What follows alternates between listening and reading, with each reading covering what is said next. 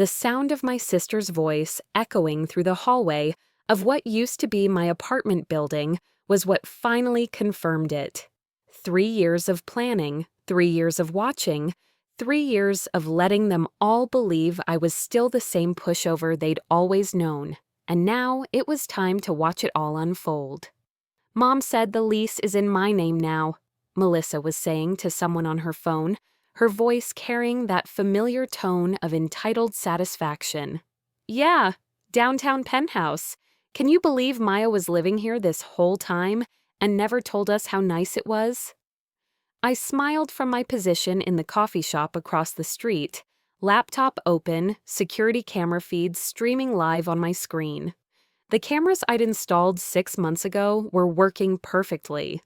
Every angle of the apartment covered, every word being recorded. She had no idea she was walking into the most expensive trap I'd ever set. But let me back up. This story doesn't start with my sister moving into my apartment. It starts 3 years ago, when I learned that the people I trusted most in the world had been systematically stealing from me for over a decade. I was 28 when I discovered the truth, sitting in my financial advisor's office, reviewing my investment portfolio. Something wasn't adding up with my trust fund, the one my grandmother had left me when she died 10 years earlier. "It looks like there have been regular withdrawals," David explained, scrolling through the screen. "Large ones, 20,000 here, 30,000 there. All authorized by your parents as co-trustees until you turned 25. My stomach dropped, but I turned 25 3 years ago. David's face went pale. "Maya, these withdrawals, they continued until last month." The room started spinning. "How much?" "Total? About $400,000.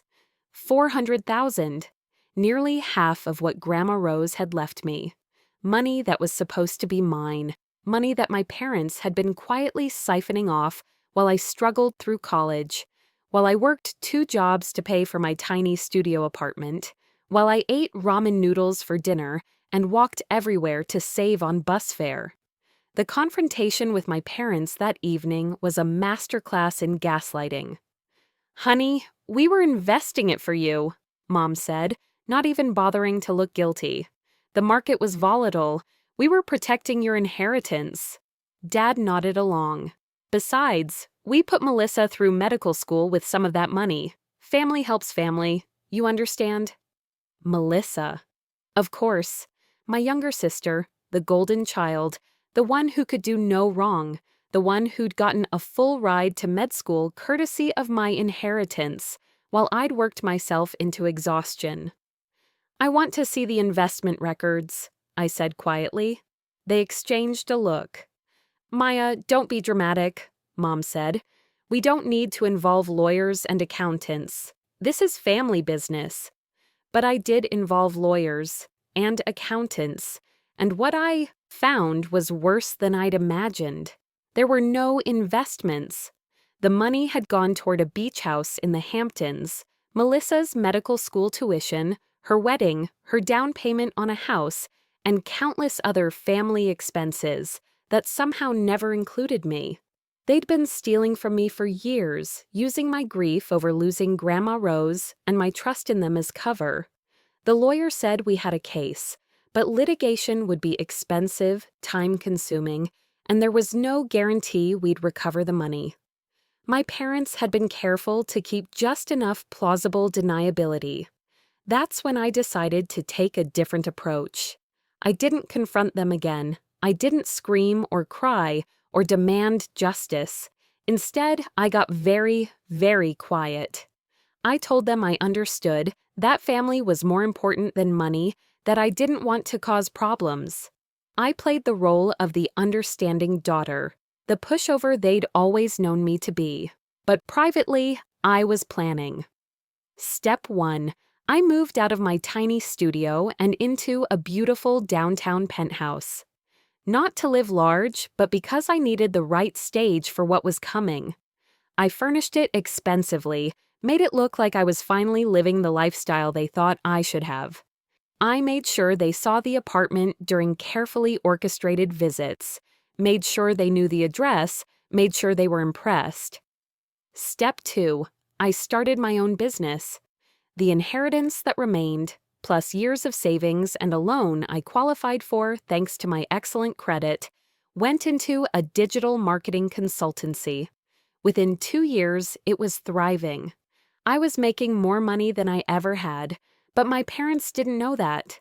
As far as they knew, I was still struggling, still working for other people, still the same Maya who couldn't quite get her life together. Step 3. I let them think I was grateful for their help over the years. I played up my financial struggles, mentioned how expensive the apartment was, how I was barely making ends meet. I watched as the wheels turned in their heads, as they started seeing opportunity where they should have seen consequences. The trap was set. Now I just had to wait for them to walk into it. The call came on a Tuesday morning 6 months ago. "Maya, honey, we need to talk," Mom said, her voice artificially sweet. "Could you come over for dinner tonight? Dad and I have something important to discuss with you." I knew what this was about. Melissa had been complaining for months about her cramped apartment across town. Medical residency didn't pay well, and she and her husband were looking for somewhere nicer. Somewhere like a downtown penthouse that her struggling sister couldn't really afford anyway. Dinner was painful to sit through, watching them work up to their pitch. "You know we worry about you," Dad started. "This apartment you're in, it's so expensive. And with your financial situation, we think it might be better if you found somewhere more reasonable," Mom added. "Maybe moved back home for a while, saved some money." "Actually," Dad continued, "Melissa and Tom are looking for a place downtown, close to the hospital, and since your lease allows transfers, they wanted me to give up my apartment so Melissa could have it. They dressed it up as concern for my financial well-being, but what they really wanted was to hand my sister another gift, funded by my sacrifice. I played my part perfectly. I looked uncertain, worried about money, grateful for their concern. I asked for time to think about it. "Of course, sweetheart," Mom said, reaching across to pat my hand. "Take all the time you need. We just want what's best for you." That's when I knew it was time to execute phase 2 of my plan. Over the next 6 months, I carefully began moving my most valuable possessions out of the apartment. Not everything, that would have been suspicious. But the important things: my grandmother's jewelry, my expensive electronics, my art collection, my designer clothes. I moved them to a storage unit across town, piece by piece, during times when I knew my parents wouldn't visit. I installed the security cameras, disguised as modern smart home devices. I set up the recording equipment. I prepared the legal documents I would need. Most importantly, I found a new place to live. A beautiful loft in the Arts District, purchased under an LLC I'd set up for my business. As far as my parents knew, Maya Chen was still living in the downtown penthouse, still struggling to make rent, still the same naive girl they'd been manipulating for years. The new Maya, the one they didn't know existed, was about to teach them that actions have consequences. 2 weeks ago, I called them back. "I've been thinking about what you said," I told Mom over the phone, injecting just the right amount of reluctant acceptance into my voice. "Maybe you're right. Maybe I should move somewhere cheaper." The relief in her voice was audible. "Oh, honey, I'm so glad you're being reasonable about this. When were you thinking?" "How about next month? I could move out on the 1st, and Melissa could move in right after." "That's perfect. And Maya, we're so proud of you for making this mature decision. This is what family is about." Family. The word tasted like ash in my mouth. "There's just one thing," I added. "I'm going to be out of town that weekend. A work conference I can't miss. Could you handle getting the keys to Melissa?" "Of course. We'll take care of everything." "Perfect. That brings us to today. moving day. The day my parents handed my sister the keys to an apartment I hadn't lived in for 2 weeks. From my position in the coffee shop across the street, I watched it all unfold on my laptop screen. The security feeds showed Melissa arriving with a moving truck, accompanied by our parents and her husband, Tom. They were all smiling, laughing, excited about her new downtown penthouse. They had no idea that the apartment was completely empty. Well, not completely empty. I'd left a few things behind: a folding chair, a card table, and a thick manila envelope addressed to the Chen family. I watched on the cameras as Melissa unlocked the door and stepped inside, her smile fading as she took in the empty rooms. Mom and Dad were right behind her, their expressions shifting from confusion to alarm. "Where's all the furniture?" Tom asked, his voice echoing in the empty space. "I don't understand," Mom said, walking from room to room. "Maya said she was moving to a smaller place. Where are her things?" That's when Melissa spotted the envelope on the card table. She picked it up with trembling hands and tore it open. Inside were 3 copies of a legal document, along with a letter in my handwriting.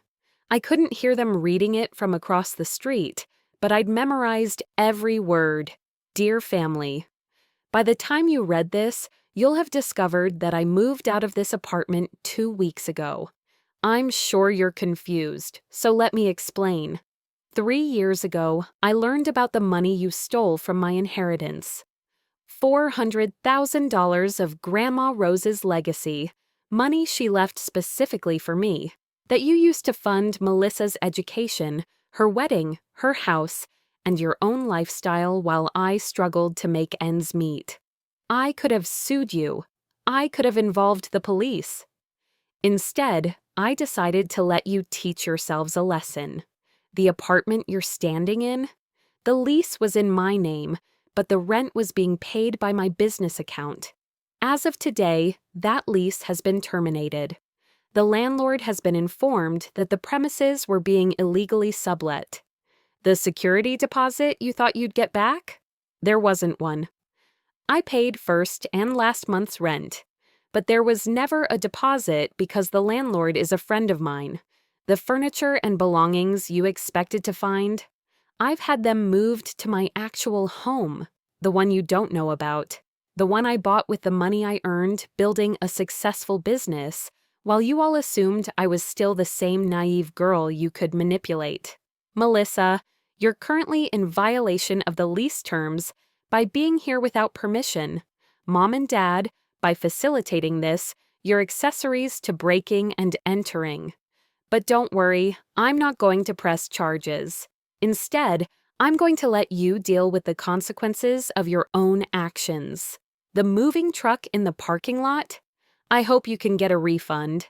The time you took off work? I hope it wasn't important. The deposits you put down on utilities and services? I hope you kept your receipts. You taught me that family helps family. Well, this is me helping you learn what it feels like to be betrayed by people you trust. I'm not angry anymore. I'm not hurt. I'm done. Don't try to contact me. I've changed my number, my email, and my address.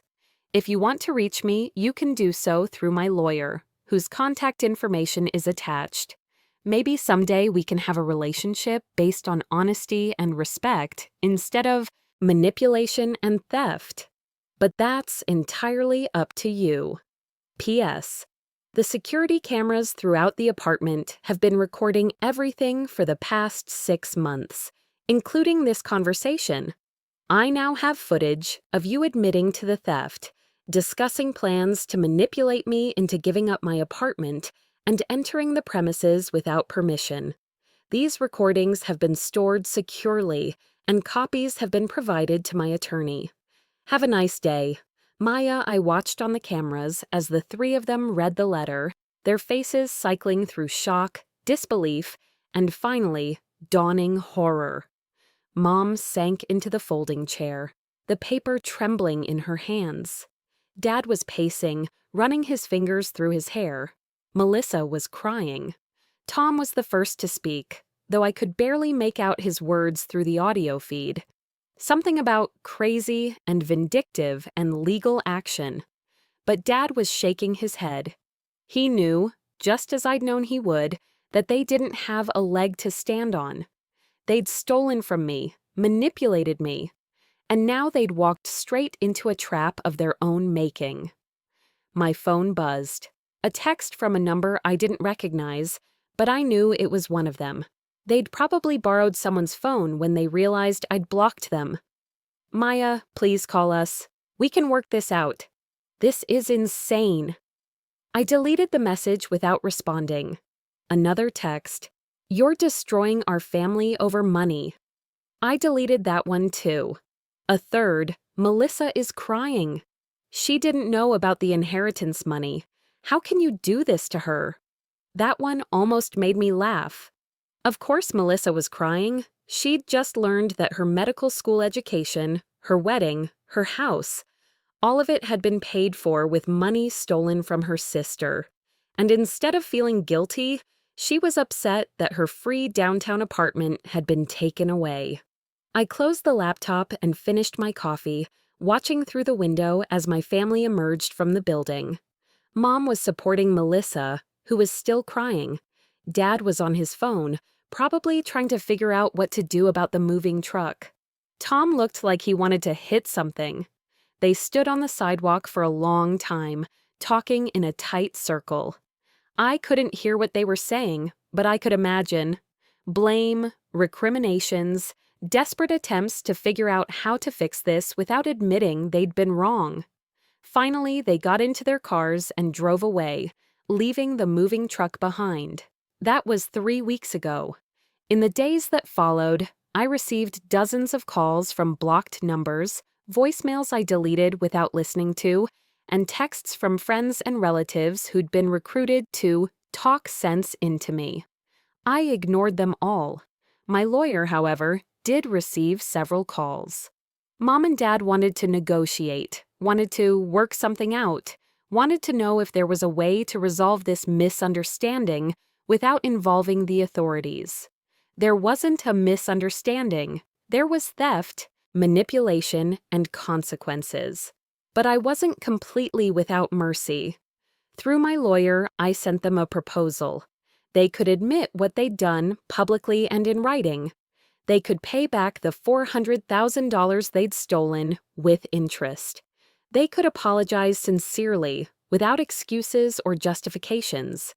And they could commit to family therapy to address the toxic dynamics that had made this possible. In return, I would consider having a relationship with them again. Maybe, eventually. The response came back within a week. They wanted to move forward, without dwelling on the past. They thought I was being unreasonable and vindictive. They couldn't understand why I was punishing the whole family over what they still called a misunderstanding. I had my answer. They still didn't get it.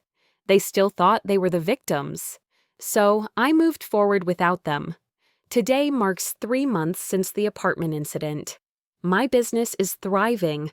I've hired 2 employees, and we're expanding into new markets. I've bought the loft I was renting and turned it into something beautiful, something that's actually mine. I've started dating someone, a kind, honest man who doesn't have any interest in my financial situation beyond making sure I'm happy. We met at a bookstore, bonded over our shared love of mystery novels, and took things slow. He knows about my family's situation in general terms, but he doesn't push for details. He understands that some stories take time to tell. I've reconnected with friends I'd lost touch with over the years, people I'd pulled away from when family drama consumed too much of my energy. I've joined a hiking club, taken up pottery, started volunteering at a literacy program. I'm building a life that's mine, filled with people who value me for who I am, not what I can give them. And yes, I think about my family sometimes. I wonder if Melissa ever figured out how to feel guilty instead of just sorry for herself. I wonder if my parents lie awake at night thinking about what they lost. I wonder if they tell people that their daughter is going through a phase, or if they've invented some story where they're the victims. Mostly, though, I don't think about them at all. The other day, I got an email from a cousin I barely know, asking if I'd be interested in attending a family reunion next summer. Apparently, word has gotten out that there's been some kind of falling out between me and my parents, and various relatives are trying to play peacemaker. I declined politely. I'm busy building a life worth living. Last week, I was having dinner with my boyfriend when my phone rang. Unknown number, but I recognized the area code. Home. "Aren't you going to answer it?" he asked. I looked at the phone, watching it ring. 3 months ago, I might have felt obligated to pick up, to listen to whatever new manipulation or guilt trip they'd prepared. 3 months ago, I might have hoped that this time would be different, that they'd finally understand what they'd done and want to make it right. But I've learned that hope can be a prison when you're hoping for people to change who have no intention of changing. I turned off the phone and smiled at my boyfriend. "No," I said, "I'm exactly where I want to be." The revenge I'd planned had been perfect in its execution, devastating in its completeness. But the real victory wasn't in their downfall. It was in my freedom. I'd spent years being the person they wanted me to be, grateful, accommodating, easy to manipulate. Now I was the person I'd chosen to become, successful, independent, and surrounded by people who valued me. They'd taught me that family helps family. And in the end, the most important family member I helped was myself. Some stories end with reconciliation, with lessons learned and relationships healed. This isn't one of those stories. This is a story about knowing your worth and refusing to accept less than you deserve, even from the people who are supposed to love you most. This is a story about the difference between being related to someone and being family with them. And this is a story about the best revenge of all, living well. The apartment they'd coveted so much is now home to a young teacher who pays her rent on time and sends me thank you cards for keeping the security deposit reasonable. She loves the downtown location and the modern appliances, and she has no idea about the drama that once unfolded in those rooms. Sometimes I drive by the building when I'm in that part of town, and I smile. Not because I'm gloating over what I did to my family, but because I'm proud of what I did for myself. I kept my promise to my grandmother without even realizing it. She'd wanted her money to help me build a good life, free from the people who would hold me back. It just took a little longer than either of us had expected. The keys to my apartment are in good hands now. And the keys to my life? Those have always belonged to me. It just took me a while to figure out how to use them.